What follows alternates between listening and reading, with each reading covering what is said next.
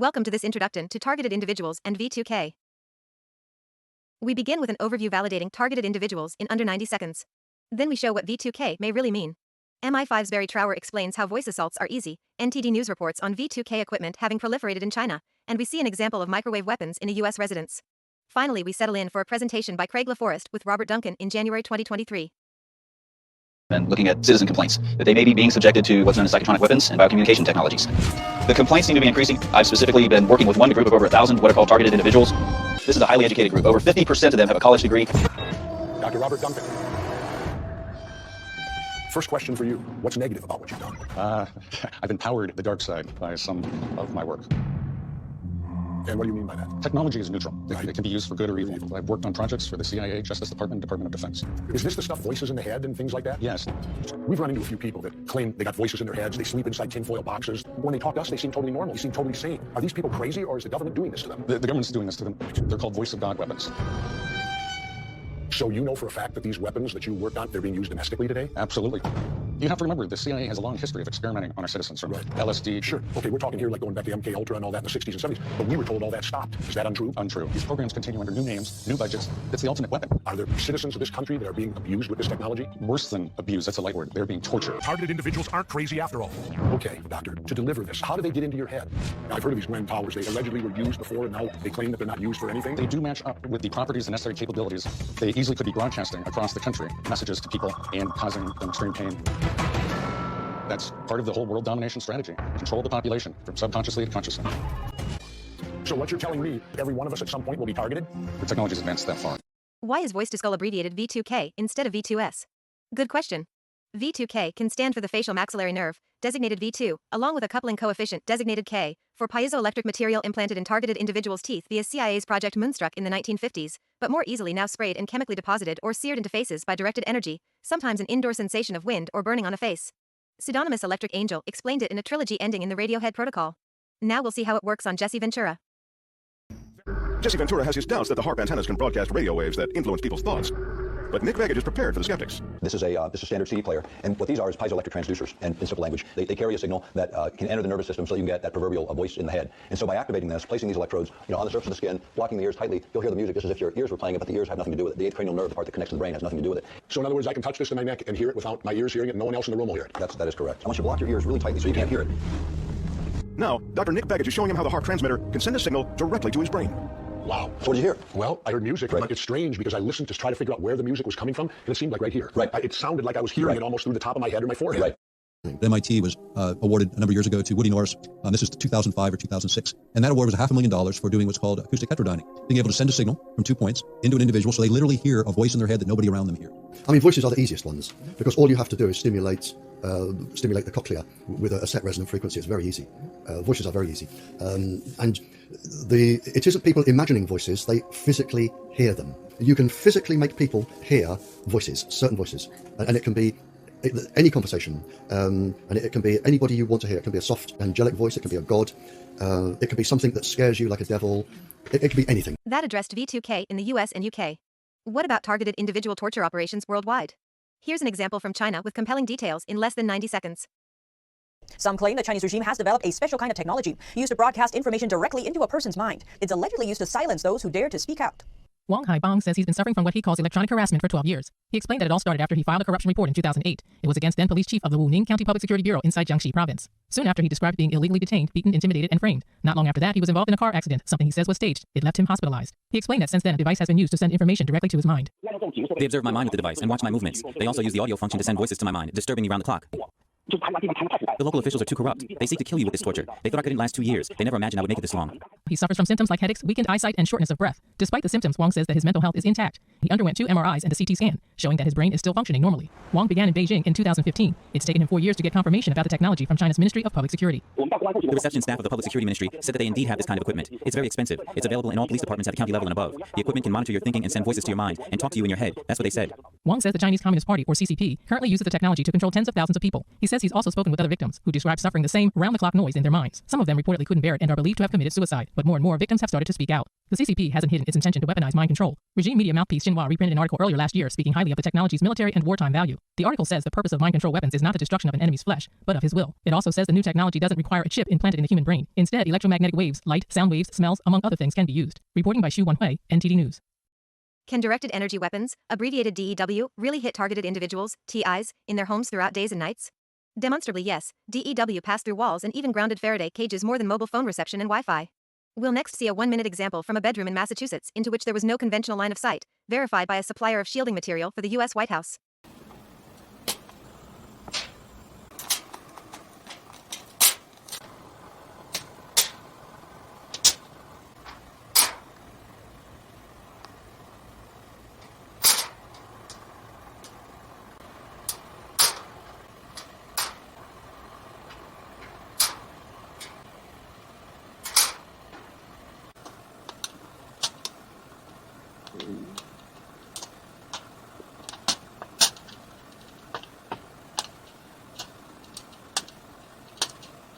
They're ongoing directed energy weapon shots to the head. They're stronger right now to the back. It's in the vicinity of 1:39 a.m. March 16th, 2021. Before I lose battery here, I just wanted to make sure. Is it okay? Do I have permission to record any of our conversations? Sure. All right, thank you. All right, bye for now. He is indeed being microwave, and our company deals in this. We've helped numerous people save their life because they can die. And it's a serious thing. We're not a fly-by-nighter. We furnish the White House with our products. First, we learned that targeted individuals' torture experience is real, like CIA's MK-Ultra and Project Moonstruck.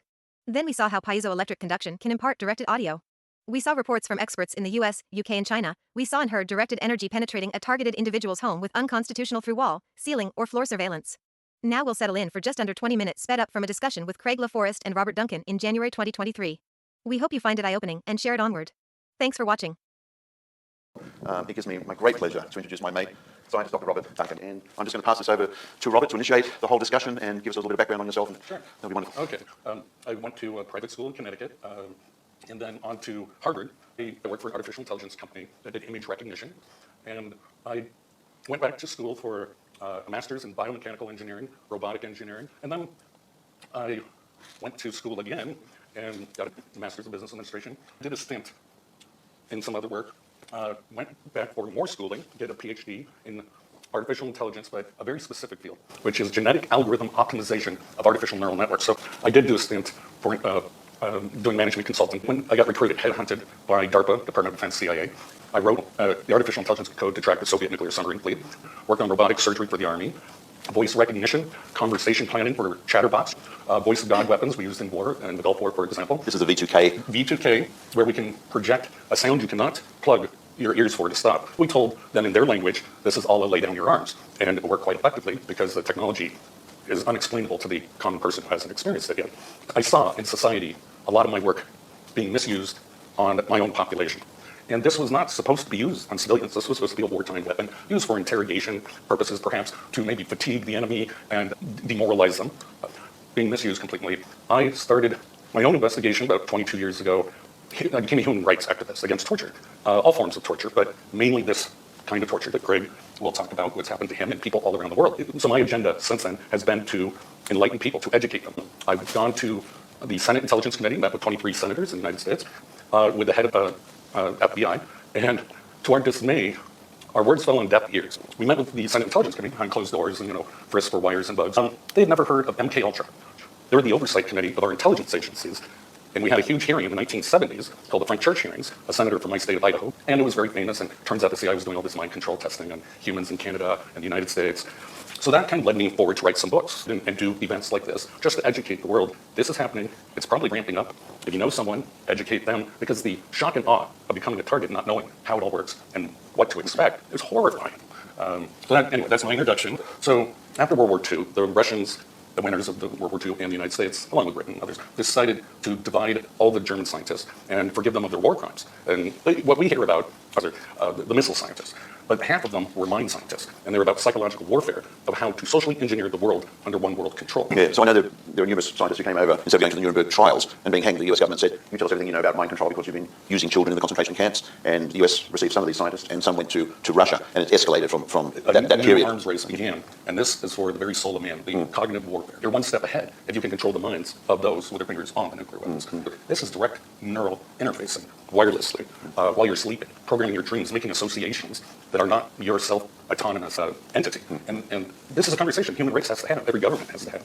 We know that the weapons were created for the Iraq War, as an example, to tell the Iraqi troops when they were retreating. You can basically talk into a microphone, and that can radiate out to a couple of miles, 2 or 3 miles, and they use that to tell the Iraqi forces that this is the voice of Allah, put your weapons down. The voice of God is a broad categorization of both audio techniques, and one's called LRAD, long-range acoustical device, which again can go for a long distance. And then there's the microwave hearing effect. Dr. Frey first invented it, and there's a Dr. Lin in the University of Chicago that has also done work on it. And this is a strange effect that if microwaves are high-frequency radio waves and interact with the brain, it heats it slightly, and then it cools, heats it slightly. And this is done in the extremely low frequency range, and humans can hear voices clicking. Music can be piped into it with different levels of sensitivity, and it depends on the power range window. And that's one type of voice of God weapon. The Army calls it V2k, voice to skull. They removed it from their website because of all the people that are complaining about it. And so that's one aspect. Then there's more sophisticated weaponry that we use brain prints. Everyone has a unique fingerprint. Even more so, you have a unique thought pattern. And so we can cognitively model certain aspects, like a fingerprint of your brain print, if we can get a sample of your MEG, which is called magnetoencephalograph, or your EG, electroencephalograph, reading your brain waves, the electricity and the magnetic radiance that it gives off. Now again, people have difficulty believing we've gone from brain chips, which they used to do in the 1960s with a guy named Dr. Delgado. He was a Yale professor in the School of Medicine for neurology, and he would experiment with humans by inserting electrodes into their brain. He could create any type of emotion. He could move their bodies in certain ways. Very brutal. He even inserted brain chips to do it remotely, just radio frequency brain chips. His most famous experiment was using a bowl, and with the press of the button, as the bowl charged, it suddenly stopped. And that really impressed, obviously, many people in government. How do you control humans? Can we use this for violent criminals, for example? And a whole plethora of opportunities arose. But the research remains dark because we, moral people, would not accept it. Now, in one experiment, when I was with DARPA, we were working on the Soldier 2000 project. I went with a bunch of guys with brass and flare, whatever you want to call it, lots of medals, high-ranking guys. We went into the Mass General Hospital and asked for patients with no family, with dementia, and we needed to experiment on them. We said they might walk away, not know where they are. We want to track them. Now, that was the cover story. We were really looking at a full body land, all vital signs for soldiers in the future. Well, that was in 2000. Obviously, we've progressed quite a bit since then. And they gave it to us. Just human beings being trafficked. There's been such an incredible history of what the United States has done in terms of experimentation. And this is just what they were caught doing. There was a Dr. Ewan Cameron, head of the World Psychology, and he had CIA funding. He took housewives that had mild depression, played 2-track loop tapes, gave them drugs, LSD, I believe, and the 2-track tapes were very negative. Your family hates you, blah, blah, blah. I don't want to get into the details. It's very awful and evil. And their personalities would be erased in a couple weeks. One woman sued. She got money. She had to learn how to talk in PA. So that's literally brainwashed. You're de-patterning the brain's cultural background, everything it's learned. Then the second half comes in, and that's programming. And then you build up new personalities. The CIA does this for split personality assassins, but it's for splitting personalities. It's also used in a variety of interrogation techniques for high-value targets. So yes, there's a long history of experimenting on the vulnerable people. Usually people can be discredited. We would feed Down syndrome children radioactive cereal, for example, to see how frequently cancers would arise. The list is numerous with syphilis. One, it's non-consensual, but it's also the medical industry itself is such an authority that they can be paid under the table by usually the CIA, but in my case it was the Department of Defense. And they just say national security, that's the buzzword. In the case of radiation testing, during the Cold War, people would go into hospital just for basic surgery, put under anesthetic, come out with burns on their bodies. And that was part of the process of what was done to people non-consensually. You went in there for basic surgery, and they came out with burns on their bodies, and there was an 18-month investigation into it. And there's a wonderful YouTube video where President Clinton stands up in 1995, and he basically says on behalf of the US government, we need to step up and apologise that this is what we've done to people. So when you look at the history, it's overwhelming. Plutonium injection, syphilis, LSD, they injected black women to make them barren. They decided if you were poor or homeless, they could inject you with something as a test subject. There's so many examples. And Britain did that because homosexuality was illegal to a World War II hero who cracked Hitler's enigma. Yes. Is there not a code of ethics in London? Well, if I can explain my situation. So I lived in the United States. I moved there in 1983. Knew nothing about this at all. I've been a victim, what we call a targeted individual, for at least 30 years. So I believe that I am one of the victims who at some point after I've during an operation have been chipped or implanted. I literally have voices coming into my head 20 hours a day. I average about 4 hours sleep at night time before I'm woken up with very, very clear voices. I can delineate between my own thoughts and, as Robert alluded to, exactly, the computerized nightmares and dreams that come into my head. I'm burnt from the top of my head throughout my body from these transmissions. I could be on a plane or on a ship anywhere in the world. I've been up to the North Cape, down to Antarctica 4 times, and I'm blown off my feet when these people decide to attack me. So I can literally feel a click, as you were talking about, go from one side of my head to the other. The voices come in, my head starts to swell up, and it's just a technology that no one wants to know about at the moment. You talk to a medical practitioner and you say, I'm hearing voices. Well, they say, well, you're schizophrenic. Schizophrenia doesn't have to be in the 30s, 40s, 50s, and 60s. So I go through a daily process now, as do hundreds of thousands of people. I'm a board member of an organisation called ICATOR, ICATOR, based in Belgium. It stands for the International Coalition Against Torture and Robotisation of Living Beings. And we are fighting so hard to try and bring this as a war crime before Parliament in Brussels. We have so many people contacting us post-World War II, people who are going through torture every single day. There is not a moment that I'm walking down the street, because transmission can also happen through the eyes. I can be watching a program on TV, Jeopardy, for example. I love Jeopardy. So Jeopardy questions to do with sports, which I don't follow unless it's Australian Aussie rules or swimming. I don't follow American football, but I'm given the answer very, very clearly. I can, as I say, delineate between my own thoughts and those which are coming into my head. And part of this process is also that they take you, as you become so exhausted, they take your sentences and give you the words in advance of you actually producing the words that you want to. So part of my daily routine is I don't respond to the voices at all. They're virtually non-stop. And you can imagine how useful that would be to manipulate politicians or news broadcasters, is inserting words in their speeches or screwing up their speech, depending on who you want to win and manipulate. Or being in a meeting and transmitting what you are watching and listening to some... And that's the spy application. That's the spy application of it. And you have no metal necessarily on you, but you're giving off biosignatures, which can be deciphered. Right. And it's the ultimate weapon. So I can literally feel the voices pulsating when they come into my head. So a doctor will refer you to a neurologist. You have a neurologist and a radiologist who looks at the chart very quickly. They're not looking for specific implants or chips. Some of them are so small they're not all made of metal. So MRIs and CAT scans, X-rays don't pick these up. And so you have what's called calcification. The bone grows over the skull. And I just spoke to a neurologist recently, and the neurologist said, yes, we don't go into those areas that we're not looking for a tumour. They're called LFOs, light foreign objects. As we found out during the Gulf War or Desert Storm, we torture. We do things that the public can't know about because they would feel too much shame that their tax dollars are being used in such a way. They would lose their funding potentially. But there are other ways other than chipping. There are about 26 other ways, but I'm not going to get into them. And all are being explored. That's why they need so many humans to do this survey, if you will. And still one such example is magnetic nanoproteins. Now, how they're delivered to the individual, there's a variety of mechanisms that can do that. But they permanently attach to the nerve cells, the brain cells, and hence just a magnetic field that is biosynchronized, biocorrelated to your brain pan will only affect you, not the person next to you. So you've been turned into a cell phone, in a sense. Hearing about the Havana syndrome in the United States, which is where some of these diplomats have been targeted. The Havana syndrome is kind of counterintelligence. There's an FBI agent who's recent in Florida suing the U.S. government. He knows about it. The doctors who are in charge of it have a very specific set of guidelines to call someone that they have Havana syndrome, and that's vestibular damage to the ear, mild traumatic brain damage. Now, we can do that with acoustic weapons. We can do it with microwave weapons, often called directed energy weapons, DOEs. You'll hear that acronym used. And Havana syndrome is just a small subset of this much broader picture of hundreds of experiments going on. The minimum I can estimate by those who speak English, connected on the internet, that are even aware, 10,000 in the United States. Clearly, this is much larger than that, and it has to be scaled worldwide. We were talking about it earlier on through ICATOR. We've established that there's at least around the world 1 million people who have been either implanted or their brains have been mapped, and they're going through this absolute torture. We know that in China alone, there are 400,000 people who have what I have, the V2k, who are hearing very clear voices and have gone before the Beijing court and demonstrated and said, this is what's going on, this is what you're doing to your own citizens. We're just absolutely overwhelmed at ICATOR from people contacting us. And Robert, also, through the work that we do on the media, I can't keep up with the number of people who are contacting us. And I think you're hearing similar stories about the effects of this, of sleeping and patterns. Yes, so I should say how I do my research. And I'm very picky on who I identify as what's called a targeted individual, TI. The CIA uses scripts, and they have names, but they're basically to cause confusion, panic, fear. That's the basis of depattering a person before you reprogram them. And so the effects of this, though, you're hearing similar stories about people going through what I go through. Right. So those are the classifications, and if they follow the scripts, then I'll include them in my data. But I'm very good about privacy. I will not put someone's name to their interview. I've interviewed about 2,500 people in order to get a good sample of everything that's going on, find the commonalities. And I quit interviewing because it's so obvious. And we're estimating that 60% of the victims are women and 40% are men. And you've got an interesting... Well, yeah, I'm not disagreeing. Those are the ones that have come forward. Typically, when you're creating a programmed assassin or a spy or a psychobomb, we have a lot of shootings in the U.S. And many of them hear voices. And that's a social engineering technique, possibly, to take away gun rights. But you can make a person believe they hear a specific voice. And that's voice morphing, something I worked on. And you only need a sample, a small sample of anyone on a telephone. The NSA collects it all, so all your voices have samples. And they can throw your family, dead relatives' voices if they already have a sample from the past that's been collected. It reminds me of Nancy Reagan, who was channeling some dead relatives.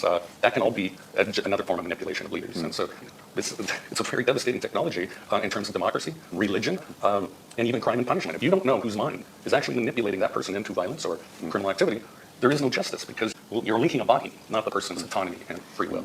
So it's interesting. There's a chap by the name of Ewan Cameron, and some of the people who are very close to me recognise the connection that I have with James Cameron. Right. So not that they're related at all. I used to live with James Cameron, the scientist director of Avatar and Terminator. During the time I was living with him for about 4 months in Malibu, we went up to promote Avatar in Seattle, Washington, and we did a side trip to a company called iLabs. And there's a lot of brain research there, and we saw the transmission of thoughts from a child onto a screen. So the child literally was given the names of animals, and the child was projected up onto a screen. Yeah, and you're the warfare unit. I like that the civilian scientists are catching up, and it's not going to be regulated until the civilians catch up and say, look at what we can do. We can connect monkey brains to human brains. Now, Duke University, what they're experimenting with is called emergent minds and topologies of brain networks. What that means is you can connect 3 people's brains together. They do monkeys at Duke University, and they become hyper intelligent. Not just like 3 people talking. They become one mind, a super intelligence, and they can solve problems, mazes, and other things that a single monkey can't do. Now that's quite interesting. You imagine warfare strategy or other solving the world's problems that might be useful. Who's going to volunteer? This is the problem. You're utilizing other people's brain capacities. And it's in a variety of languages. So we have a very good friend in the United States who lives just outside Chicago, who's also on panels talking about this, Dr. Lindbergh, and he's been diagnosed with this. And the voices which come into his head are all in Russian. In Russian, and they use his family members' voices for the derogatory remarks. And he's been recognised by the US government as having this, which is so fantastic. I want to talk about the acronyms that we talked about earlier. One is TAMI, one is Mind, and one is Satan. Okay, and these are all subsystems and evolutions of mind control technologies. But I'm going to start back even further. There's one called REHIC, and it stands for Remote Hypnotic Inter- or Intra-Cerebral Control. And what that means is at a distance, and this is an old CIA technology, at a distance we can control thoughts, behaviors, moods, and the cerebral part obviously uses the highest level form of our identity, our ego, our processing power that integrates all the other parts of our brain. And some of these other acronyms are systems that we develop. Mind is magnetically integrated neuron duplicator, so we can actually duplicate virtual neurons into a person, as well as clone that personality into a supercomputer. And it's not 100% fidelity, but a lot of the rich people are investing in this technology because they don't want to die. It's kind of silicon immortality is what they're going for. They won't achieve it because it's impossible to get 100% accuracy. And I just wonder, what kind of person continues doing this to another person? The torture is overwhelming. We don't only have dictatorships, but we have people who are sponsoring this as well continually. Yeah, but you were asking about 2 more acronyms. Yes, TAMI and Satan. You can make them give out their network of who they meet, and that kind of thing. And then Satan, that's the evil part of it. You know, CIA is quite known for assassinating leaders they don't like and people. That stands for silent assassination through adaptive networks. Now, that can be neural networks, like what your brain is made of, through dysfunction, or it can be social networks, making the person isolated and throwing their voices and making them believe all their family and friends are against them. And so the hypnosis, the remote hypnosis, REHIC, works better if a person is isolated, then has a good support group, and it's about destroying the person from every direction they can. And no one's going to believe them. What, whole government's out to get you? Who are you? Why would they do that? And those are typical questions. They do it because they have to get the data or they want to use you.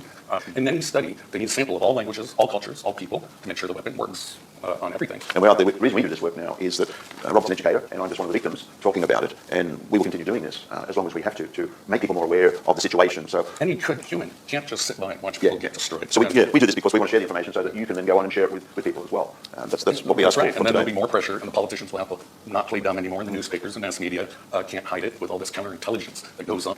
How are we doing on time? Yeah, I think we're just at that point where we could take questions. So I'm going to ask Sam, if you have a question you'd like to ask, please just put your hand up. We'll get as many questions as we can get done. Yes, Cash. Hi, Doctor.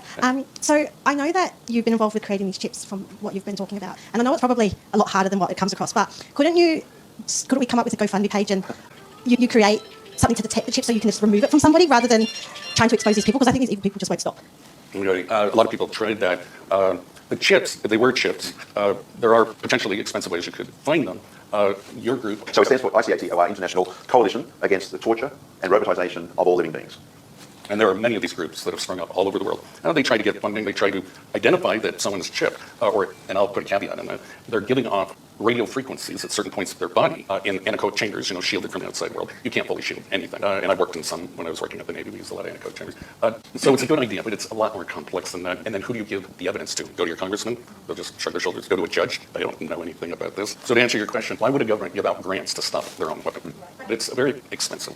For example, a good experiment would be a superconducting liquid nitrogen, high temperature yttrium barium copper oxide 3 chamber to do some of the testing on. That's $10 million. Eventually, hopefully, Elon Musk will get some good scientists to look into it further. How effective are Farades cages or military, like anti-espionage Farades cages? And Anne has come down from Mossman, and Anne is also a target. She's a target individual also. There's a standard that's basically the allowable electromagnetic frequencies some of the secure labs are allowed to have. They're in Faraday cages. They'll show certain frequencies. I would look at the stealth bomber, the types of technologies they use to dampen radar frequencies and absorb them. Most people can't afford a good one. They don't know the right thicknesses, what frequencies can be filtered out. And the system, I think I can say this, is it can adjust to any frequency range. It's full spectrum, as well as ELF waves, which is extremely low frequencies, the one that submarines use to broadcast to the depths of the ocean. That penetrates almost everything. So they're extremely hard to block. But in terms of testimony of the people, some people who have built them, they say it does dampen. And so far, all the techniques to help people are jammers or dampeners. And that will clear up their head a little bit. And then they can maybe get on with life a little better. But so far, there's no 100% effectiveness that we know of. What's the criteria for targeting? And what is the end goal? Yeah. The end goal. May I just? Yeah, please. So in my situation, I think I provided the targeters an opportunity. They sourced these people very carefully. And I believe that because I was traveling while I was in the United States, so much back and forth to Europe, I used to be a director for a luxury cruise line. In my situation, I provided them an opportunity to test the effects from satellite or wherever it was bounced off the ionosphere when I was up in all these different countries or down in the southern area of Earth. And I've just found that my targeting, my torture has escalated the more I talk about it, but I don't have an opportunity to do anything else. I travel as much as I can still. I do these fundraising concerts here, which I love to do, which are just fantastic. And I have to keep my life as simple as I can now, but I won't give up. They will never. I call these people cats. CATS, cowards, actors, and traitors. And one day, their 9 lives will run out. So, Craig, that's your feeling of why you were targeting? Absolutely. Historically, the government looks for people who can be discredited. They either don't have a voice in society, but of all the people I've interviewed, depending on how honest they were with me, it looks more random to me than anything. They're testing it on a broad range of people. Now, what I hear is like with Craig here, if you identify with a group, or you get convinced they're targeting that group, and I can name every religion in the world, and they believe they're being targeted specifically for their religion, for example. And that's kind of led me to my conclusion. This is a broad swath of all humans on the planet. Yeah. And the end goal? Oh, and the end goal is total control. Total control. I worked as a nurse in the emergency department for about 30 years, and we used to get several people coming in and saying, the government's, attacking me and torturing me. And before I was a target, I just look at them and go, are you on antipsychotic medication? When I became one of the TIs or one of the people, I completely... Yeah, you're good point. The walls of your reality came crashing down. Right. It's so difficult to explain to any normal person because they can't imagine that the government will be abusing innocent... Yeah, they even put it in the medical literature. If someone says the government's doing this to them, you have to classify them as So, thank you, everybody, for being here today. And please, all I ask is, to all of you and to anybody around the world who is sharing this today, please talk to your friends, your family about what's going on and how real it is. We need to stop this. Future generations are going to suffer otherwise. And so we will keep fighting and doing our best. And as I mentioned, if you'd like to help us out with like a tour, that would be absolutely wonderful. So thank you, my dear friend. No, thank you so much.